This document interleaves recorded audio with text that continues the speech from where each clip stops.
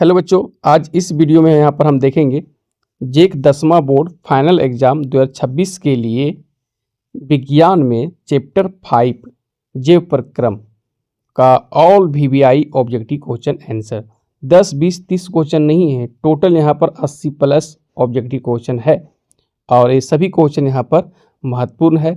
आप अच्छे से याद कर लीजिए, फाइनल एग्जाम में ज़रूर मिलेगा।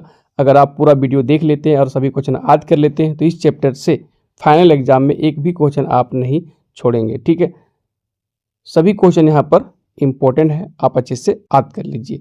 हम यहाँ पर चैप्टर वाइज कंप्लीट कर रहे हैं और 4 चैप्टर कंप्लीट कर दिए हैं यहाँ पर हम केमिस्ट्री का। ठीक है, 4 chapter, chapter 1, chapter 2, chapter 3, chapter 4। अब हम यहाँ पर देख रहे हैं चैप्टर 5 जैव प्रक्रम, बायोलॉजी का पहला चैप्टर है यहाँ पर। ठीक है, जीव विज्ञान का पहला चैप्टर जैव प्रक्रम। ओके, और इस चैप्टर का all VVI objective question answer यहाँ पर हम देखेंगे। वीडियो पसंद आए तो लाइक, शेयर और कमेंट जरूर कीजिए। ठीक है, तो चलिए देखते हैं। पहला क्वेश्चन यहाँ पर है कि सजीव में पाए जाने वाले जैव प्रक्रम है। जैव प्रक्रम यहाँ पर है तो सजीव में श्वसन भी होता है, पोषण भी होता है, जनन भी होता है, इनमें से सभी हो जाएगा। ठीक है, ये सभी प्रक्रम जो है सजीव में पाए जाने वाले है यहाँ पर। ठीक है, ये सभी प्रक्रम। आगे, स्वपोषी पोषण के लिए आवश्यक है तो CO2 चाहिए, जल चाहिए, क्लोरोफिल चाहिए और सूर्य का प्रकाश चाहिए। ये सभी हो जाएगा यहाँ पर, इनमें से सभी। जो डी ऑप्शन है ना बच्चों, यहाँ पर सही हो गए। स्वपोषी पोषण, हरे पेड़ पौधे यहाँ पर इस विधि का उपयोग करते हैं। ठीक है, प्रकाश संश्लेषण प्रक्रिया है ना यहाँ पर, तो CO2 तथा जल हो गया, क्लोरोफिल हो गया और सूर्य का प्रकाश हो गया, इनमें से सभी हो जाएंगे यहाँ पर। नेक्स्ट, स्वपोषी पोषण के लिए आवश्यक नहीं है तो CO2 और जल है, क्लोरोफिल है, सूर्य का प्रकाश है, लेकिन ऑक्सीजन नहीं है यहाँ पर। ठीक है, ऑक्सीजन नहीं, CO2। ठीक है, CO2 चाहिए, कार्बन डाइऑक्साइड चाहिए, ऑक्सीजन नहीं। ऑक्सीजन तो यहाँ पर ये उत्पाद के रूप में देते हैं यहाँ पर। ठीक है, उत्पाद के रूप में।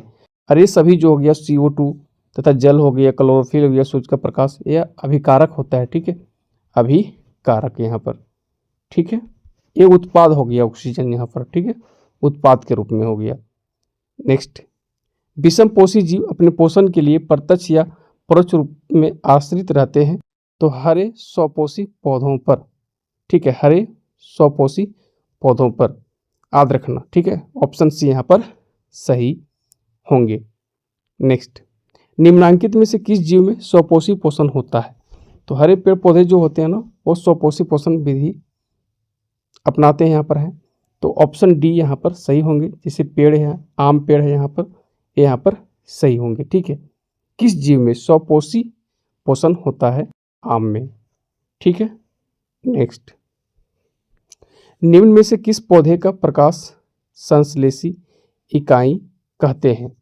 निम्न में किसे पौधे का प्रकाश संश्लेषी इकाई कहते हैं? तो ऑप्शन में यहाँ पर जैसे दिया है, क्लोरोप्लास्ट है, प्लास्टिड है और क्लोरोफिल है और ग्रेना दिया गया है, तो सही हो जाएगा क्लोरोप्लास्ट। ठीक है, अंग्रेजी है, इसे हिंदी में हरित लवक कहते हैं। ठीक है, और यहाँ है ऑप्शन में क्लोरोफिल है, इसे हरे रंग का वर्णक हो गया, ये क्लोरोफिल हो गया। ठीक है, तो किसे पौधे का प्रकाश संश्लेषी इकाई कहते हैं? क्लोरोप्लास्ट यानी हरित लवक को कहते हैं। कोशिका का रसोई घर। ठीक है, रसोई घर भी इसे कहते हैं, क्लोरोप्लास्ट हो गया यानी हरित लवक हो गया, कोशिका का रसोई घर हो गया। ठीक है, नेक्स्ट, प्रकाश संश्लेषण क्रिया में ऑक्सीजन बाहर निकलते नहीं, कहाँ से निकलता है ऑक्सीजन बाहर? तेज जल से निकलता है। ठीक है, ऑक्सीजन बाहर निकलती है। जैसे देखो यहाँ पर अगर हम इसका समीकरण देखें तो CO2 प्लस H2O, फिर प्रकाश ऊर्जा, एरो के बाद यहाँ पर हो जाएगा C6H12O6 यानी ग्लूकोज बनेगा और ऑक्सीजन यहाँ पर बनेगा। तो ऑक्सीजन जो निकलता है ना बच्चों, ये जल से निकलता है, याद रखना। ठीक है, यहाँ पर जल सही होंगे। नेक्स्ट, प्रकाश संश्लेषण का अंतिम उत्पाद क्या है? तो ग्लूकोज है। क्या है अंतिम उत्पाद? ग्लूकोज है यहाँ पर, ठीक है। नेक्स्ट, निम्न में से कौन प्रकाश संश्लेषण का उत्पाद नहीं है? तो यहाँ पर हम देखें कि एरो के बाद देखो यहाँ पर ए उत्पाद है सभी, ग्लूकोज है, ऑक्सीजन है, तो ग्लूकोज तो होगा, ऑक्सीजन भी होगा। अब यहाँ पर ऑप्शन में कार्बन डाइऑक्साइड अभिकारक है ये, ठीक है। देख लो यहाँ पर अभिकारक हो गया, CO2, जल हो गया, प्रकाश ऊर्जा हो गया, ये सभी अभिकारक है यहाँ पर है, ठीक है। और यहाँ पर उत्पाद जैसे नहीं है, ठीक है, उत्पाद यहाँ पर नहीं है, सो पूछ रहे हैं यहाँ पर, ठीक है। तो CO2 उत्पाद नहीं है, ये अभिकारक है यहाँ पर है, ठीक है। नेक्स्ट, प्रकाश संश्लेषण में होने वाली ऑक्सीजन गैस किस यौगिक के टूटने के फलस्वरूप प्राप्त होता है? ठीक है, तो ऑक्सीजन गैस किस यौगिक के टूटने के फलस्वरूप प्राप्त होता है? तो जल हो जाएगा यहाँ पर सही आंसर, ठीक है। याद रखना, अभी तो ऊपर हम यहाँ पर क्वेश्चन देखे ना, यहाँ पर देखो जल है ना, जिसे क्वेश्चन है कि प्रकाश संश्लेषण क्रिया में ऑक्सीजन बाहर निकलता नहीं, किससे? तो जल से निकलता है। तो ये जो क्वेश्चन है देखो यहाँ पर आंसर बी दे दिया है, ठीक है। लेकिन यहाँ पर जैसे कार्बन डाइऑक्साइड कह रहे हैं, लेकिन हम देखें तो इसका सही आंसर जल होना चाहिए, ठीक है। क्या आप इसका आंसर जानते हैं? तो बताइए कि जल होगा, कार्बन डाइऑक्साइड होगा, ठीक है। ओके, यहाँ पर सही आंसर जल होना चाहिए। प्रकाश संश्लेषण में होने वाले ऑक्सीजन गैस किस यौगिक के टूटने के फलस्वरूप प्राप्त होता है? तो जल यहाँ पर सही होंगे, ठीक है। नेक्स्ट, प्रकाश संश्लेषण में निम्नांकित में से किस पदार्थ की आवश्यकता नहीं होती है?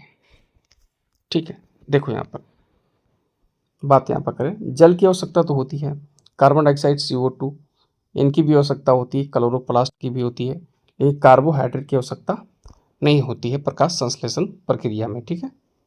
नेक्स्ट, प्रकाश संश्लेषण प्रक्रिया में निम्नांकित में से क्या नहीं होता है? तो जल का टूटना तो होता है, ऑक्सीजन का मुक्त होना होता है, ठीक है, कार्बन डाइऑक्साइड का उपयोग होना, लेकिन कार्बन डाइऑक्साइड का मुक्त होना ये नहीं होता, ठीक है, ये यहाँ पर नहीं होता है, ठीक है। कार्बन डाइऑक्साइड का मुक्त होना ये नहीं होगा, ठीक है। बाकी सब यहाँ पर होगा, जल का टूटना, ऑक्सीजन का मुक्त होना, कार्बन डाइऑक्साइड का उपयोग होना, ठीक है। नेक्स्ट, फ्लोएम से खाद्य पदार्थों का परिवहन पौधे में किस दिशा में होता है? फ्लोएम, ठीक है, एक खाद्य पदार्थों का परिवहन करता है, ठीक है, भोजन, ठीक है, भोजन का, तो किस दिशा में होता है? तो ये ऊपर और नीचे दोनों की ओर होता है, याद रखना यहाँ पर, ठीक है, ऊपर और नीचे दोनों की ओर। तो ऑप्शन यहाँ पर हम सी सही करेंगे यहाँ पर, ठीक है। नेक्स्ट, दीर्घ रोम, ठीक है, दीर्घ रोम कहाँ पाए जाते हैं?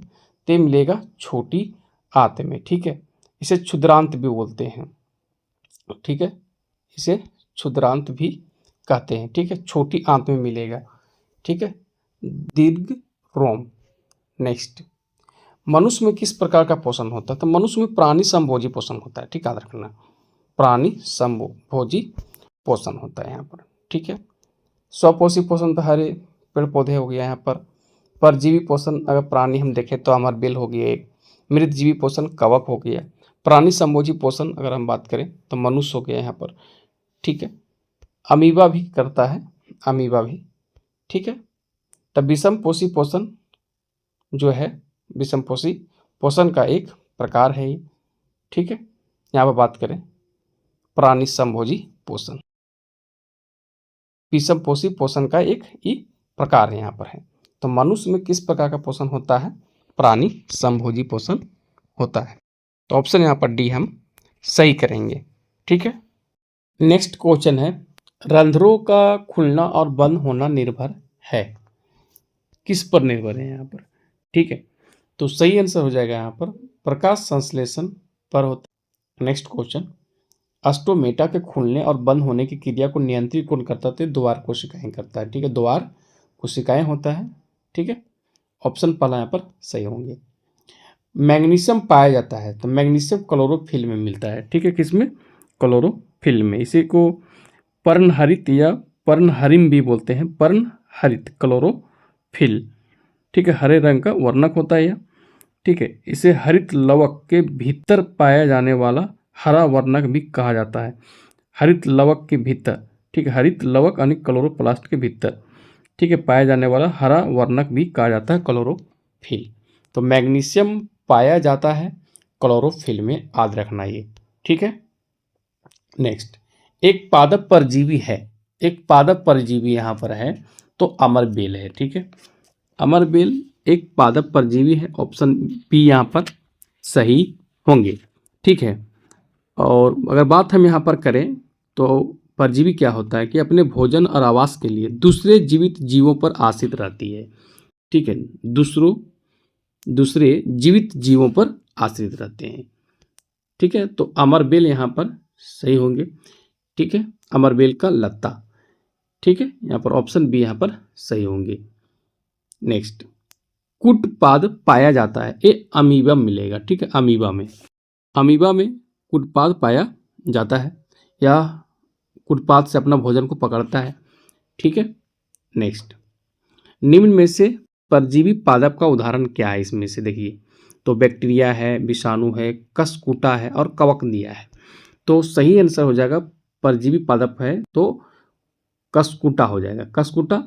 अमरबेल का इसका वानस्पतिक नाम है ये, ठीक है, कसकुटा यहाँ पर वानस्पतिक नाम है, तो ऑप्शन बी यहाँ पर सही होंगे, ठीक है।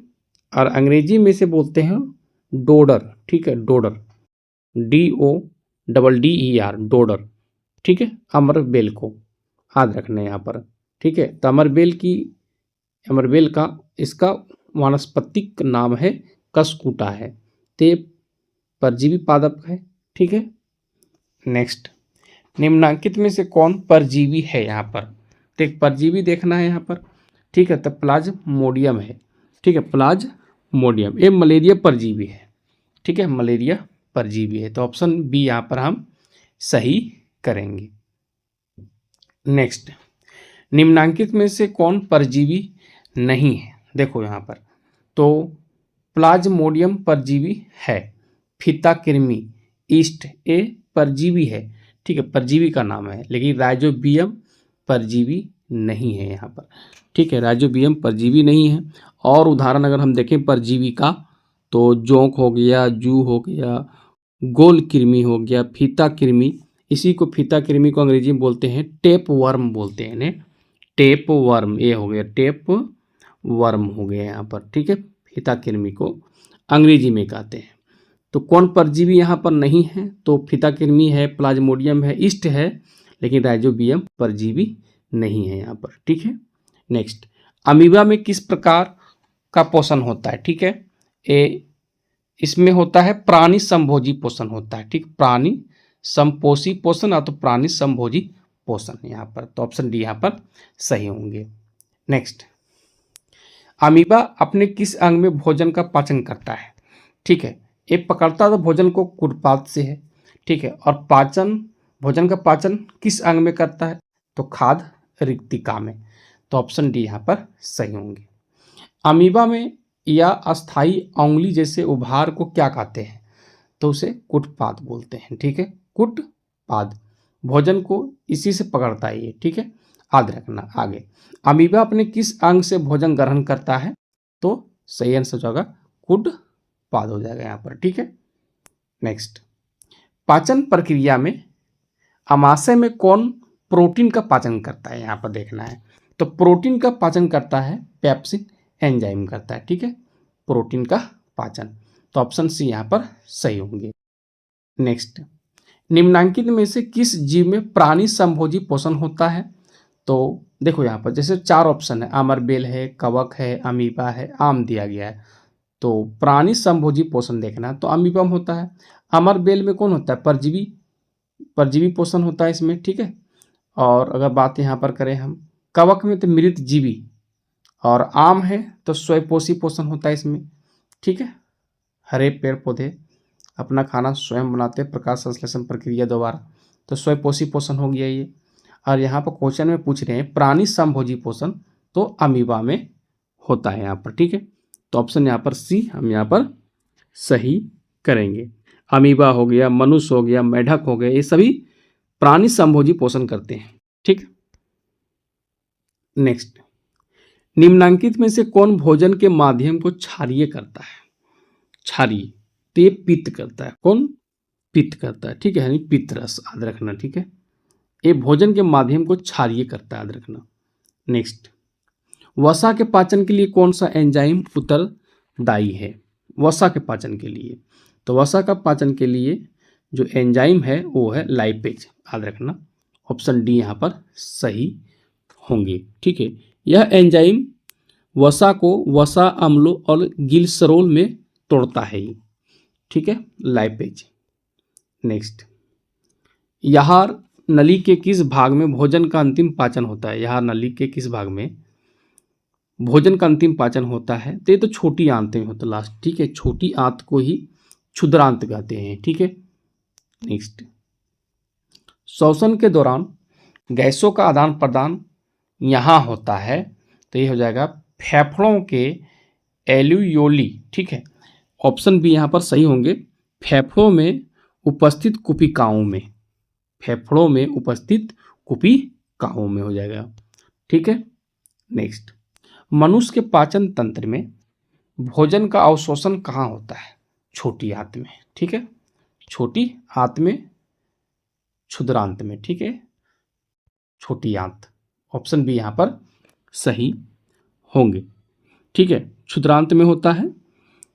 और ये क्षुद्रांत का छोटी आंत की लंबाई हम देखें तो 5 से 6 मीटर लंबी होती है, ठीक है। भोजन का अवशोषण कहाँ होता है? छोटी आंत में। नेक्स्ट, भोजन के पाचन के समय हमारे आमाशय में उत्पन्न होने वाला अम्ल है हाइड्रोक्लोरिक अम्ल, आसान है ये, HCl, हाइड्रोक्लोरिक अम्ल। हमारे आमाशय में उत्पन्न होने वाला अम्ल कौन हो गया? HCl, हाइड्रोक्लोरिक अम्ल हो गया यहाँ पर। नेक्स्ट, मनुष्य में विरिक एक तंत्र का भाग है जो संबंधित, विरिक इसे अंग्रेजी में किडनी बोलते हैं, ठीक है, किडनी, ठीक। और ये एक जोड़ा होता नहीं, दो होता है। तो विरिक, मनुष्य में विरिक एक तंत्र का भाग है जो संबंधित है क्या? पोषण से, क्या शोषण से, उत्सर्जन से, कि परिवहन से? उत्सर्जन से है। ऑप्शन सी यहाँ पर हम सही करेंगे, ठीक है, उत्सर्जन से। नेक्स्ट, मानव विरिक किस प्रणाली का एक हिस्सा है? तो मानव विरिक उत्सर्जन हो जाएगा यहाँ पर सही आंसर, ठीक है। अभी तो ऊपर हम देखें आगे। नेक्स्ट, विरिक की रचनात्मक और कार्यात्मक इकाई क्या है? तो नेफ्रॉन है, ठीक है, याद रखना। नेफ्रॉन, या इसे हिंदी में बोलते हैं विरिक नलिका, ठीक है, हिंदी में। अरे नेफ्रॉन तो अंग्रेजी में हो गया।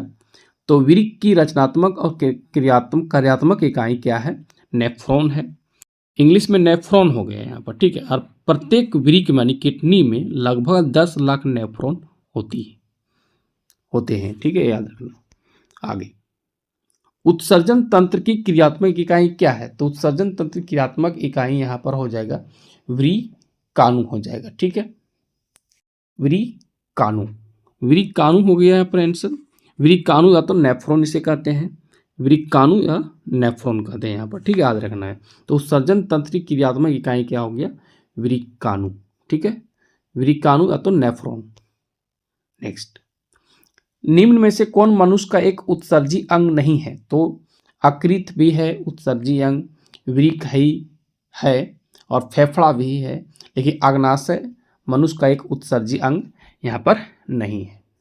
नेक्स्ट, अगर हम बात यहाँ पर कर लें उत्सर्जी अंग में, तो यकृत यानी लीवर है, विरिक है, फेफड़ा है, लेकिन अग्नाशय यहाँ पर नहीं है। फिर बड़ी आंत भी होती है और त्वचा भी होते हैं, ठीक है, उत्सर्जी अंग। तो यहाँ पर डी ऑप्शन सही होगा। नेक्स्ट, आयोडीन घोल की कुछ बूंदें चावल के पानी में डाली गई, चावल का पानी नीले काले रंग का हो गया। इससे पता चलता है कि चावल के पानी में क्या है? तो स्टार्च होता है, तो ऑप्शन यहाँ पर डी हम सही करेंगे, यानी कार्बोहाइड्रेट होता है चावल में, ठीक है। नेक्स्ट,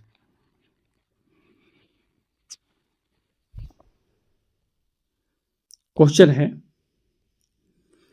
विरिक की क्रियाशीलता कम होने पर रक्त को शरीर से बाहर निकालकर छानने की प्रक्रिया क्या कहलाती? यही अपोहन होता है, ठीक है। अपोहन या डायलिसिस इसे कहते हैं। रक्त को कृत्रिम रूप से छानने की प्रक्रिया है यह, ठीक है। जैसे किडनी अगर सही तरीके से काम नहीं कर रहा है तो रक्त को शरीर से बाहर निकालकर छानने की प्रक्रिया क्या कहलाती है? अपवहन कहलाता है ये। ठीक है, नेक्स्ट, एक कण रक्त का थक्का बनाने में सहायक होता है। रक्त का थक्का बनाने में प्लेटलेट्स या पट्टी कानू इसे कहते हैं। ठीक है, और विटामिन के पता है ना, रक्त का थक्का बनाने में सहायक होता है विटामिन के, तो प्लेटलेट्स या पट्टी कानू हो गया यहाँ पर। ठीक, आगे, रक्त वाहिकाएं जो रुधिर को हृदय से शरीर के विभिन्न भागों तक ले जाती है क्या कहलाती है? रक्त वाहिकाएं जो रुधिर को हृदय से शरीर के विभिन्न भागों तक ले जाती है क्या कहलाती है?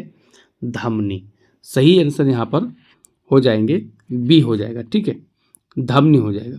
सीरा क्या करता है? जो सीरा शरीर से हृदय की ओर CO2 युक्त रक्त लेता है। ठीक है, और धमनी जो है ये हृदय से शरीर की ओर ऑक्सीजन युक्त रक्त लेता है, तो धमनी यहाँ हो जाएगा सही आंसर। नेक्स्ट, कोई अंग कट जाने पर रुधिर का थक्का बनने में कौन मदद करता है? तो ये हो गया प्लेटलेट्स हो गया, याद रखना यहाँ पर। ठीक है, प्लेटलेट्स या इसे बिम्बाणु भी बोलते हैं, बिम्बाणु भी यहाँ पर सही होगा। ठीक है, बिम्बाणु। नेक्स्ट, मनुष्य और अन्य मांसाहारी जीव निम्न में से किसका पाचन नहीं कर पाते हैं? तो प्रोटीन का, वसा का करेंगे, लेकिन सेलुलोज का नहीं करते हैं ये। ठीक है, नेक्स्ट, मनुष्य के मुख गुहा में कितने जोड़े लार ग्रंथियां पाई जाती है? तो ये 3 होते हैं। कितने? 3 होते हैं। आगे, पौधे में भोजन का स्थानांतरण किसके द्वारा होता है? तो भोजन का करता है फ्लोएम और जल का करता है जाइलम। ठीक है, आगे, नेक्स्ट, अमाशय में कौन सा एंजाइम पाया जाता है? तो अमाशय में पेप्सिन नामक एंजाइम पाया जाता है जो प्रोटीन का पाचन करता है ये। ठीक है, प्रोटीन का पाचन। नेक्स्ट, पाचन प्रक्रिया में वसा का एमल्सीकरण कौन करता है? तो वसा का एमल्सीकरण पित्त करता है। ठीक है, याद रखना, ऑप्शन डी यहाँ पर सही होंगे। नेक्स्ट, लार में कौन सा एंजाइम पाया जाता है? तो लार में टाइलिन या इसी कहते हैं लार एमाइलेज। ठीक है, नेक्स्ट, मुंह में कौन सा एंजाइम भोजन को पचाता है? तो इसका भी तो आंसर हो जाएगा एमाइलेज, इसी को बोलते हैं टाइलिन बोलते हैं। तो लार में कौन सा एंजाइम पाया जाता है? टाइलिन यानी टाइलिन। ठीक है, टाइलिन या इसी को बोलते हैं एमाइलेज। ठीक है, लार एमाइलेज, याद रखना ये। ठीक है, ये मुंह में होता है, लार में पाया जाता है। ठीक है, आगे, जठर ग्रंथियां पाई जाती है। जठर ग्रंथियां जो मिलेगा ये अमाशय में यानी पेट में मिलेगा। ठीक है, जठर ग्रंथियां पाई जाती है। पित्त रस का स्राव होता है, तो पित्त रस का स्राव जो होता है वो यकृत द्वारा होता है, तो ऑप्शन डी यहाँ पर हम सही करेंगे। नेक्स्ट, श्वसन के अध्ययन के लिए उपयोग किए जाने वाले बीज है। तो श्वसन के अध्ययन के लिए उपयोग किए जाने वाले जो बीज है यहाँ पर वो अंकुरित बीज होते हैं। ठीक है, सूखे बीज नहीं, अंकुरित बीज सक्रिय रूप से श्वसन करते हैं और CO2 छोड़ते हैं। कौन? अंकुरित बीज।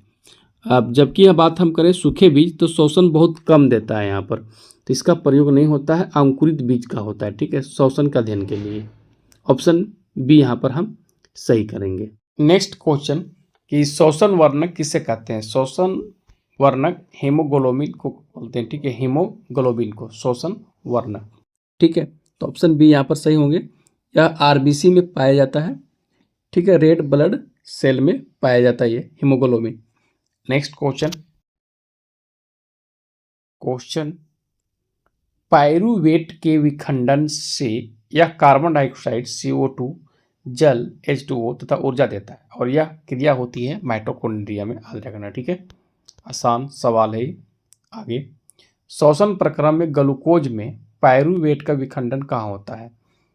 तो ग्लूकोज में पाइरूवेट का विखंडन जो होता है वो होता है कोशिका द्रव में होता है यहाँ पर। ठीक है, ग्लूकोज में पाइरूवेट का विखंडन होता है यहाँ पर कोशिका द्रव में होता है। और ये जो क्वेश्चन था कि पाइरूवेट के विखंडन से यह कार्बन डाइऑक्साइड जल तथा ऊर्जा देता है, यह प्रक्रिया होती है माइटोकॉन्ड्रिया में। तो माइटोकॉन्ड्रिया और कोशिका द्रव याद रखना, ठीक है। यहाँ पर नेक्स्ट, श्वसन प्रक्रिया में पायरूवेट का कार्बन डाइऑक्साइड जल और ऊर्जा में विखंडन होता है, तो माइटोकॉन्ड्रिया में होंगे यहाँ पर, ठीक है। ऑप्शन डी यहाँ पर सही होंगे। पौधों में जल तथा खनिज लवण का वहन यानी संवहन किसके द्वारा होता है? तो फ्लोएम द्वारा होता है। ये जल और खनिज लवण है ना, तो जल और खनिज जाइलम हो जाएगा, और भोजन का यहाँ पर संवहन करता है कौन? फ्लोएम करता है, याद रखना, ठीक है। जल और खनिज लवण जाइलम हो गए यहाँ पर, ठीक है। नेक्स्ट, निम्न में से कौन मनुष्य का एक उत्सर्जी अंग नहीं है? उत्सर्जी अंग नहीं है तो विरिक है, यकृत है, फेफड़ा है, लेकिन अग्नाशय उत्सर्जी अंग नहीं है। रक्त में यूरिया कहाँ से प्रवेश करता है? तो यूरिया जो प्रवेश करता है वो यकृत से करता है। कहाँ से? यकृत से। यकृत से याद रखना, ठीक है। रक्त में यूरिया कहाँ से प्रवेश करता है? यकृत से करता है। नेक्स्ट, लसिका का रंग होता है हल्का पीला होगा, ठीक है। लसिका का रंग हल्का पीला होता है। नेक्स्ट क्वेश्चन, श्वसन के दौरान कौन सी गैस निकलती है? ठीक है, श्वसन के दौरान यहाँ पर बात हो रहे हैं। तो अगर हम देखें, पेड़ पौधे CO2 लेते हैं, ठीक है, और O2 छोड़ते हैं। और यहाँ पर बात करें अगर मनुष्य यहाँ पर, तो O2 लेते हैं और CO2 छोड़ते हैं, ठीक है। तो श्वसन के दौरान कौन सी गैस निकलती है? तो यहाँ पर अगर हम देखें तो O2 सही होंगे, ऑप्शन डी। ये बात हो रहे हैं यहाँ पर पेड़ पौधे के बारे में बात हो रहे हैं यहाँ पर, ठीक है। तो CO2 लेंगे और O2 यहाँ पर वो देंगे, ठीक है। तो O2 यहाँ पर सही होंगे, ठीक है। नेक्स्ट, अनोक्सी श्वसन के फलस्वरूप क्या बनता है?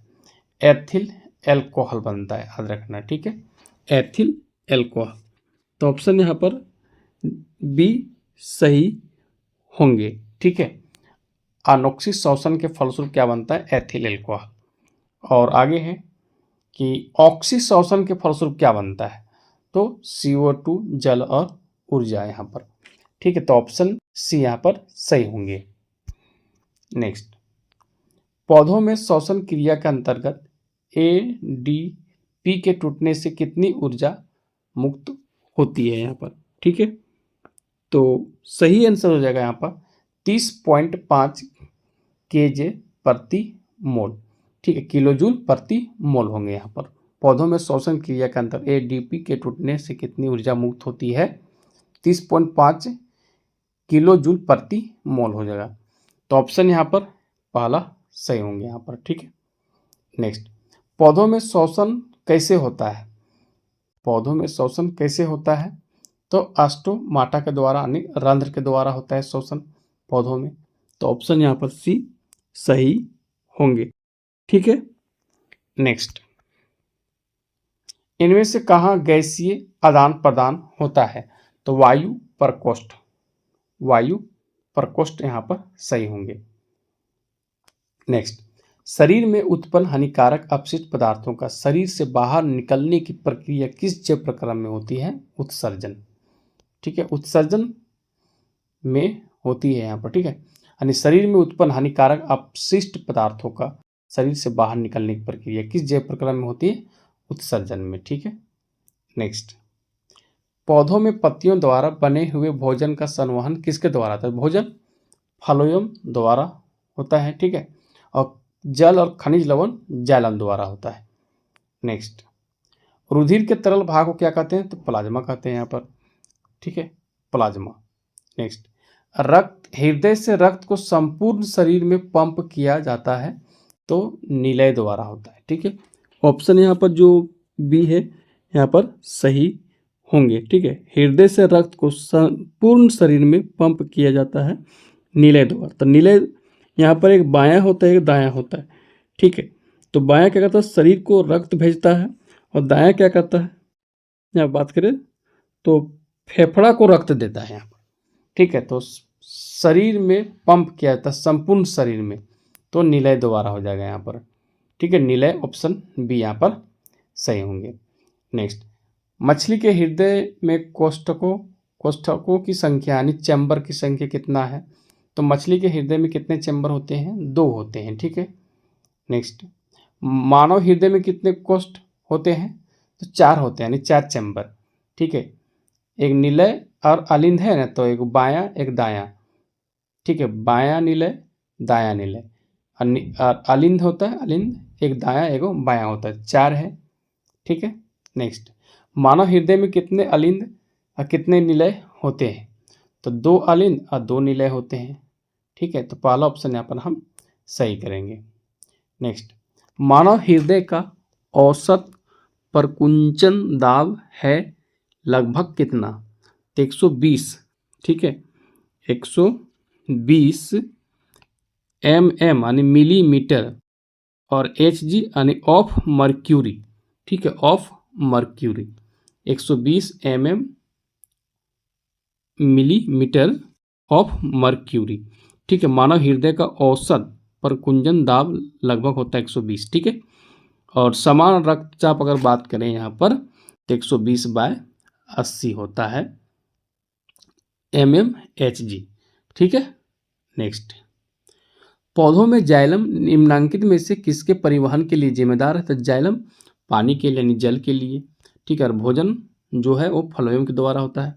ठीक, नेक्स्ट, भोजन एवं अन्य पदार्थों को शरीर में एक जगह से दूसरी जगह तक ले जाने के लिए कौन जैव प्रक्रम उत्तरदायी है, तो भोजन का बात यहाँ पर हो रहा है, तो यहाँ पर भोजन एवं अन्य पदार्थों शरीर में एक जगह से दूसरी जगह तक ले जाने के लिए कौन जैव प्रक्रम उत्तरदायी है, तो संवहन। ठीक है, संवहन। अरे यहाँ पर अगर बात हो रहा है यहाँ पर, तो हाँ, डी ऑप्शन यहाँ पर सही होंगे, संवहन यहाँ पर सही होंगे। ठीक है, नेक्स्ट, पौधों में वाष्पोत्सर्जन किस भाग में होता है, तो ये पौधों में अगर बात करें तो ये पत्ता में होगा। ठीक है, वाष्पोत्सर्जन तो पत्ता में ही होता है। ठीक, नेक्स्ट, पौधों के वायवीय भागों से जल के वाष्प के रूप में निकलने की प्रक्रिया कहलाती है, इसी को तो वाष्पोत्सर्जन कहते हैं, इसी को। ठीक है, पौधों के वायवीय भागों से जल के वाष्प के रूप में निकलने की क्रिया कहलाती है वाष्प उत्सर्जन। नेक्स्ट, पादप के वायवीय भागों द्वारा वाष्प के रूप में जल की हानि क्या कहलाता है, तो जल की हानि वही वाष्प उत्सर्जन हो गया। ठीक है, नेक्स्ट, पौधे अतिरिक्त जल से छुटकारा पाते हैं, इसे कहते हैं वाष्प उत्सर्जन प्रक्रिया, यानी वाष्प उत्सर्जन द्वारा जो होते हैं वो पौधे अतिरिक्त जल से छुटकारा पाते हैं। नेक्स्ट, कर्मा कुंचन गति पाई जाती है, ये छोटी आंत में मिलेगा। ठीक है, इसमें छोटी आंत में। नेक्स्ट, नेफ्रॉन किस क्रिया से संबंधित है, नेफ्रॉन तो उत्सर्जन से है ना, इससे उत्सर्जन से, ऑप्शन सी यहाँ पर सही होंगे। नेक्स्ट, पादप में जाइलम उत्तरदायी है, तो जाइलम क्या करता है, जल के वहन के लिए। ठीक है, जल और खनिज लवण का।